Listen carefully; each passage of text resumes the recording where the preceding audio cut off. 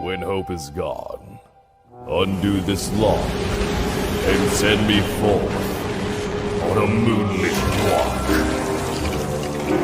Release restraint level 0.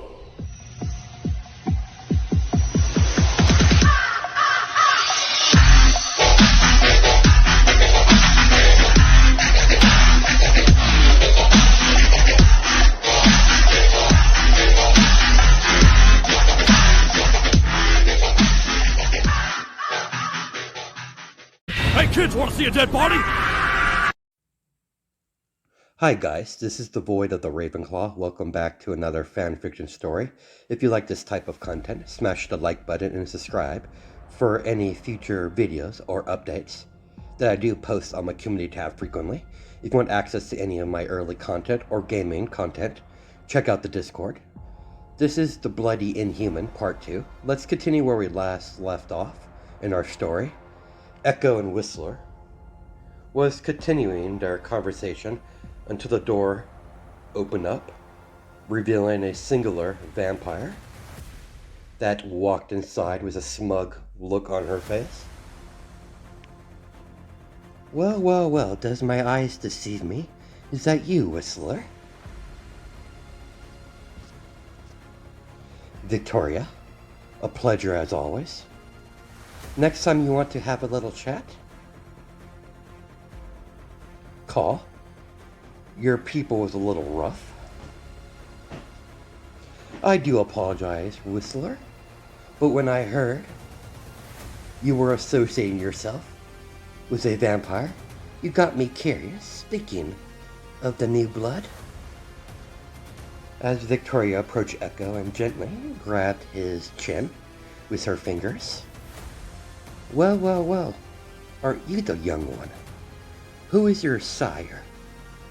And don't lie to me, little one, or I might have to punish you. Echo gently removed her hand from his chin. Name's Echo, lady, and I'm an inhuman. My powers just happen to be vampiric in nature. Interesting. Your powers are more than just vampiric.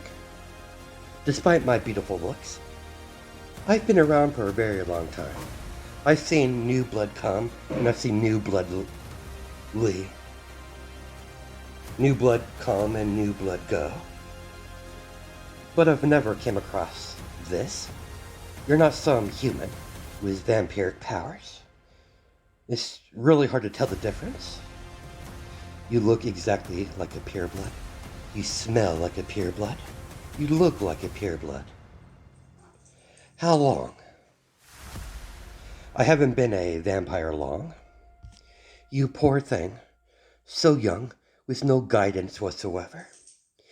You must be quite hungry. We'll talk more over dinner. I have so much to ask. Echo, was it? It's a pleasure to meet you. I'm Victoria. Victoria Rosefield, at your service.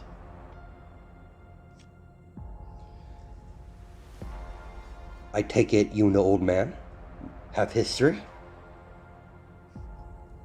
That we do, sweet child. That we do. I've had encounters with Whistler and Blade. In the past, I have no doubt you have questions. I have many questions, but that can wait until... I'm not ashamed to admit it, I am quite hungry. We humans do tend to eat a lot. That you do, old friend. Let's get out of this stuffy room, shall we? Follow me. Echo is still unsure if he can trust this vampire. She doesn't seem to care that he wasn't a true vampire, but yet again, he hasn't really encountered with a lot of vampires. Only vampires he's ever encountered with was the ones he killed so far. So he's uncertain on how their society looks at other vampires that were churned through more unique ways, like magic or some sort of experiment gone wrong. Victoria led Whistler and Echo to a large dining room table. She had Echo sit right next to her, while Whistler sat on the other side of the table. Victoria had the staff on hand to begin to make food for Whistler, as a couple of vampire maids begin to serve Echo and Victoria blood, as they begin to pour blood in the glasses. Victoria watches the young blood drink his blood, very slowly sipping on his glass. Echo, who taught you how to keep your hunger in check? My observing, you seem to handle it very well. Might not be a traditional vampire, but yes. I do have the hunger. It took a while to get under control. I still haven't completely mastered it, but it's a work in progress. As Echo continued to sip his blood. How did you accomplish such a feat? I practiced in the forest with a large amount of alive animal life. Not a very common way to control a new blood's hunger, but it clearly did its job. Don't worry, Whistler. Your weapons will be returned to you once we are done with our little chat. I have no doubt you witnessed and heard a lot of the recent attacks on the humans. Not hard to notice when vampires are openly attacking humans in broad daylight. These vampire attacks was brought upon my attention during one of the meetings I had with all the higher-ups from the Vampire Society. It is most definitely a growing problem. I've been trying to investigate these attacks when I came across intel about you and young Echo over here.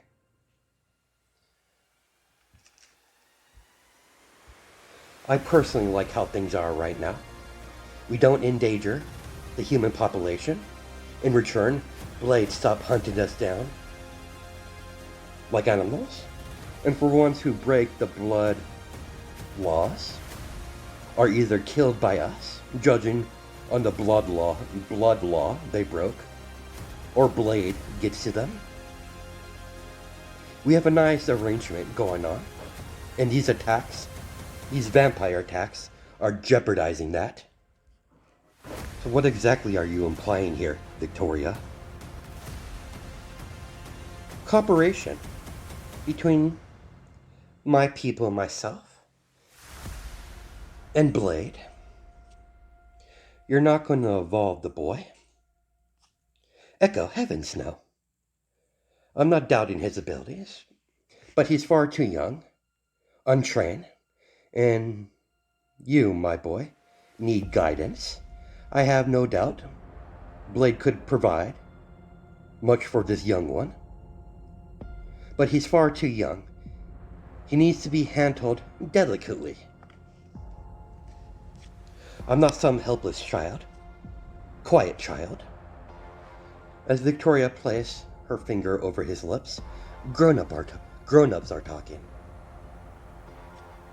Echo grunted and glared, but kept his mouth shut. That's my good boy. Wait, are you planning to take the boy in? Under your wing? Aren't you? It's too dangerous to have a newborn vampire on his own. And Blade has his own mission he has to do. He can't babysit the young one 24/7. I'm not forbidding or anything from Blade training him. when the time comes, but he needs to learn more about what he can do. I need to guarantee he won't be a danger to the humans or himself, regardless if he's an inhuman or a natural-born vampire. He's still a vampire in my eyes, and I'm highly doubt he'll have any issues with other vampires. How he looks so much like a pureblood. Even if they did discover him, they would have either killed him or manipulated him. You know how my species tend to be. I'm just one of the good ones. We both know you're not one of the good ones. Well, at least at first. Hush, Whistler. None of that. That's all under the bridge, yes. I have, in the past, tried to kill you and Blade on multiple occasions, but that was in the past. Things are different now. I've already sent word to Blade to give him our location. We'll deal with this problem when he gets here, but until then, make yourself at home. Because you don't have a sire, little one, I will be guiding you. Victoria gave Echo a kind smile and refilled his glass. Eat up, little one. As Victoria and Whistler walked off while Echo was drinking his blood. It's very unlike you to take him in, a new blood vampire like this. What can I say? I have a soft spot for children. What else do you know about Echo? He knows how to fight. Outside of that, not much, but he's highly intelligent.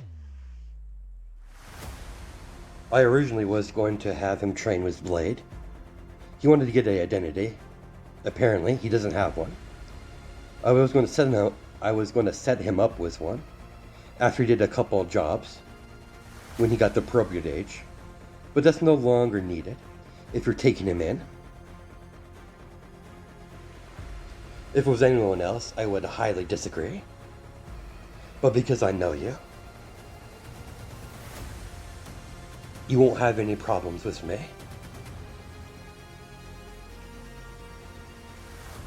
Like I said, it shouldn't be a problem. Fortunately, we have the same eye color and hair color, so I could easily pass him off as one of my hidden sons. What exactly did he come from? Not entirely sure, but apparently he was involved with Hydra in some sort of encampment. He didn't tell me much. But Hydra does sound familiar. It's on the tip of my tongue. I'm shocked you don't remember. You fought against them before, with Blade. To refresh your memory, they're what's left of the Nazi regime. Now I remember. Those people are nuts. I'd rather deal with vampires and fanatics like that. I might have to pay them a little visit, but for now, we'll deal with the problem in front of us. I'll take care of the boy. I'll send him your way when I deem him the appropriate age, that he has appropriate skill. I think your food has finally came. Let's get back to the table. Victoria sat down in the same spot right next to Echo. After everyone had their fill of blood or food, mostly Whistler ate the food, while the vampires drank the blood. Whistler went back to his room while Victoria had Echo sleep in the chambers right next to her. My lady, are you sure? This is wise, taking this young vampire in. Hush, enough of that. He's only a boy. He needs guidance. and I've always wanted a child. My, my decision is final. Get back to work. And don't challenge me on this again. Girl, it would be a shame if suddenly you lost your head. Your predecessor. With the threat acknowledged, he backed off. Meanwhile, Echo was finding himself a bit bored. He's already read several books on the bookshelf in the room. Echo's laying on the bed staring at the ceiling. He decided to get some fresh air as he opened up the window, as he backed off several steps backwards and got in a sprint position and sprint towards the window. The moment his foot touched the edge of the window, Echo proceeded to jump out of the window and do a backflip, landing on top of the roof of the manor without a sound. Echo looked around his surroundings. As the sky had a full moon, and sky basically, the manor is right in the middle of a vast forest. Lovely night, isn't it? What exactly are you after? I'm not so delusional to think you're taking me in out of pure kindness. Well, aren't we the little suspicious one? Despite Echo's glare, Victoria was not bothered one bit. I wasn't lying to you, young one. You do need proper guidance. And I'm doing this for my own reasons, for my own selfish desires. But I do have your best interests in mind. I could promise you that. This world you found yourself in is very dangerous, especially for vampires, such as us, regardless on how you became a vampire. Either born or churned, or other methods.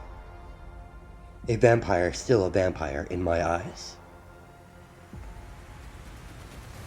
I have no interest in continuing the old dogma beliefs of what's pure and what's not. We have no idea how your transformation affected you. Your situation is very unique, my child. And I have no doubt you're probably tired of moving from one place to another. Fine. As Echo doesn't want to admit it, but she's right. It's been rough on him. Not be able to stay in one place for very long. You get more benefit from staying here than from leaving. What exactly are you plotting, woman?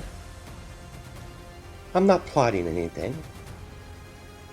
Or anything sinister. I'm taking you in. That's that. I won't hear any arguments. Even if I did resist, you probably would have managed to, even if I managed to escape, you would probably just hunt me down. Almost definitely, I would hunt you down, but I wouldn't send my people, my soldiers. I wouldn't hunt you down myself and give you the proper punishment for trying to escape. As Victoria grabbed Echo's chin with her fingers, you're my child now. And you can call me Mother from now on. Victoria let go of Echo's chin when she caught several familiar scents as she looked towards the direction where it's coming from. As she used her vampiric vision to look through the woods, as she saw several werewolves in the distance. What the fuck are those? That, my child, is werewolves. Dealing with werewolves is bad enough, but these werewolves are rogue. They have no pack, no rules. Get inside. Echo at this point does not want to make the crazy vampire lady angry, and his vampire instincts is telling him to do not piss her off. This woman is highly dangerous. So he complied and jumped right back into his room after doing a couple acrobatic moves from the roof, landing quietly onto the rug of the floor as he closed the window. As Victoria watches Echo comply, she went back inside the manor and alerted her men that there is a wave of rogue werewolves heading their way. Gear up, we got trouble. We have rogue werewolves on our way. It's about time we go hunting, boys. Let's show these filthy mutts attacking my manor is a very dangerous idea. I'm not really expert when it comes to werewolves. If you need my help, I'm more than willing. After all, I'd rather not be dog chow. I'm surprised you're still up, Whistler, but your assistance would be appreciated. We're dealing with a small pack of rogue werewolves.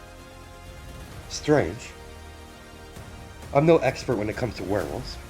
I've hunted a few down in my time, but I never heard of rogues forming a pack before. Rogues normally are too aggressive towards each other to actually formulate an actual pack. That's what got me worried. Rogue don't normally act like that, working together.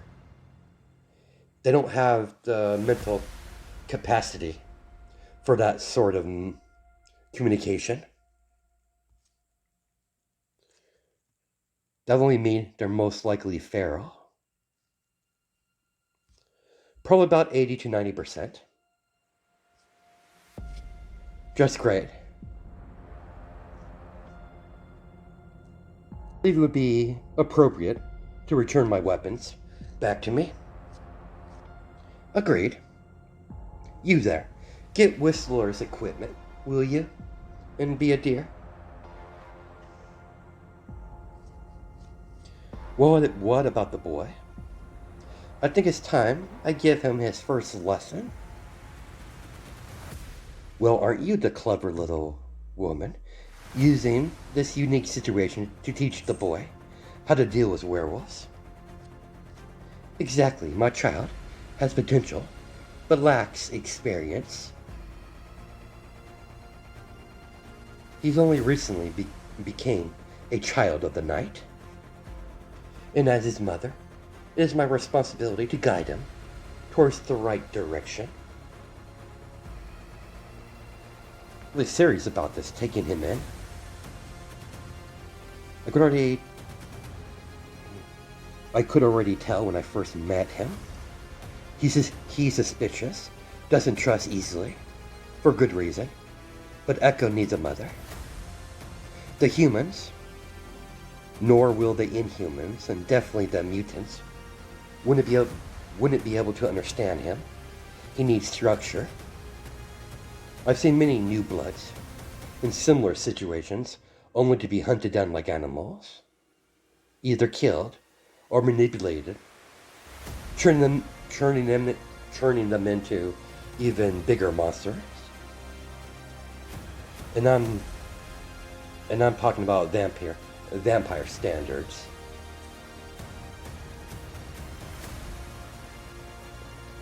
It's coming from a vampire that's well known for her evil acts of cruelty. We have more pressing issues to deal with. They should be here in 30 minutes or so. They're still far away. They're still into the forest. It'll take some time.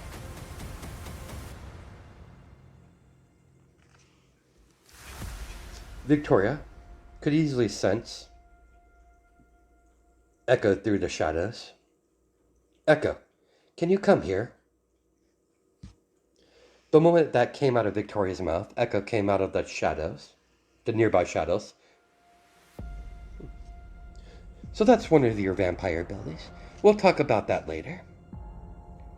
As you know, there's a pack of rogue werewolves heading our way, and I believe this is the perfect opportunity to instruct you in your first lesson. I will show you how to handle and take out rogue werewolves with calculated, precise precision. You won't be be fighting at first. I might allow you to fight one of them, but at least you should have some sort of weapon on you at all times. That won't be a problem, as Echo created a shadow dagger. So your shadow walking is not the main ability. You have shadow manipulation. We'll definitely come back to that subject on a later date. I want you to stay close the moment we leave this manor. Do you understand? Do we understand each other, my sweet child? Yeah, I understand. What did I tell you? Are you serious? Don't make me repeat myself, child. Fine. Yes, mother. See, that wasn't so hard, was it? Was that misunderstanding out of the way? No son of mine will wear whatever that is. You're coming with me. Time to get you some proper clothes. Proper clothes for a vampire. After dragging him inside one of the rooms, she handed him and had him put on a new set of clothes. The clothes he's wearing is the same clothes that's in the thumbnail that Echo's wearing, but smaller size because he's only 10 years old. They'll be fitted as he grows, so adjusted. After dragging him inside of the room, she had him put on the clothes and all that. Echo is wearing a black pants with a black shirt with black boots. With over the shirt is a black hooded jacket, black and red. There you go, much better. Black and red, my favorite colors. I think it's time for us to begin our lesson. Follow me, child. Echo followed Victoria and Whistler and a few other vampires outside the manor as they wait for the feral werewolves to approach just outside the manor. You see those glowing red symbols on the werewolf's forehead? Blood magic. They're being controlled by someone who is quite skilled and powerful in blood magic. This is not a random attack. This is a target attack. It seems like someone wasn't very happy that we've been snooping around. Alright, you know what to do, men. Kill them all. As the vampires attack, all the vampires outside the manor attack all of the werewolves that's currently under mind control. Victoria kicked a charging werewolf that was charging on all fours towards Victoria by landing a devastating kick on the side of the snout of the oversized dog. As you can see, son, these werewolves are strong, fast, but don't have any intelligence. They're simply mindless. And now they're being controlled.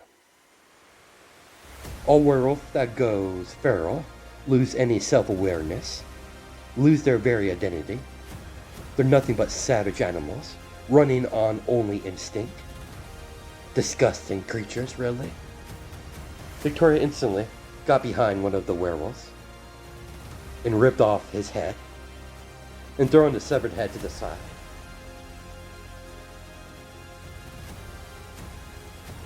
As the dead werewolf slowly revert back to the human form, dead, as Victoria used the blood to create a blood sword, using blood manipulation.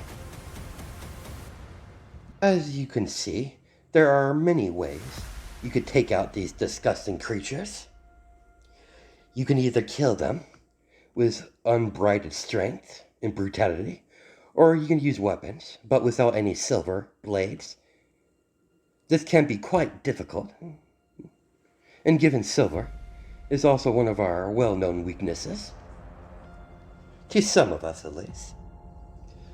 But luckily for us, Whistler has that covered, as she gestured with her hand towards Whistler, as Echo saw Whistler cutting down werewolves with his hidden silver sword that was in his cane.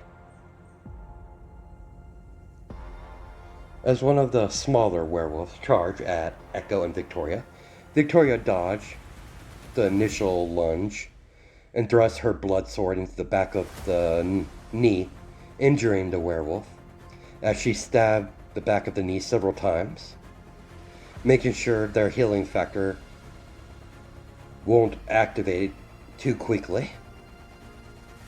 Kill it. I thought you didn't want me to fight? This is not a fight, this is a test. To see where you're at. Kill it, son. I want you to end this creature's life. I'll keep the other occupied. I have complete faith in your ability. I might not have seen it in person, but I can tell. I notice that fire in your eyes. As Echo turned his full attention towards the smaller werewolf, the werewolf still towering over Echo, even though it was one of the smaller ones. Of course, Echo's only 9 or 10 years old, so he's not that big himself. It might look taunting from the outside view of someone else, but Echo showed no fear as he tightened his grip on the handle of the shadow dagger and immediately began to dodge around the wild lunges. Werewolf claws came flying downwards. Echo used his shadow dagger to block the slash attack. Once the claws made contact, it grind onto the hard material of the hardened shadow dagger as sparks was being created, as Echo kicked the werewolf away, sending it skidding across the ground. You're fighting like a human. Fight like a vampire. As Victoria killed another werewolf by chopping its head off with her blood sword. Stop fighting your instincts. You're not a human, you're a vampire. Stop thinking and just react. The werewolf charged forward once again, ready to cut down Echo with his very sharp claws. Echo instantly moved without thinking and stopped one of the claws with the tip of his shadow dagger. As Echo stared into the werewolf's eyes, Echo's normal red eyes began to glow a bright crimson red. Echo vanished in a mere second, then reappeared right behind him in midair as he plunged his shadow dagger into the back of the throat of the werewolf, as he twisted the shadow dagger clockwise, then slashed upwards, chopping the head in half. As the dead corpse of the werewolf began to fall and revert back to human, completely dead, as Echo quietly landed on both of his feet without making a sound. Victoria placed a hand on Echo's shoulder. Excellent work, my son. You executed perfectly. You're a natural. Allow your dear old mother to take care of the rest of these disobedient mutts. Why don't you be a dear and help out Whistler? He seems to be surrounded. Victoria calmly walked towards several charging werewolves that she instantly charged forward, using her vampire speed. As the werewolf's head began to fall to the ground, one after another, Echo immediately gave Whistler some backup and kicked one of the werewolves away that was about to launch at Whistler from his back. Well, from behind. As Whistler and Eka are back to back from each other. Thanks, kid. No problem, old man. I'll take care of your flank, while you, old man, handle the ones in front. Well, aren't we the bossy one? But you're right. I'll deal with these, while you deal with the ones flanking me. Try not to die, old man, as Echo charge at the closest werewolf that is charging his way, and we're gonna stop it there. I'll catch you guys in the next part.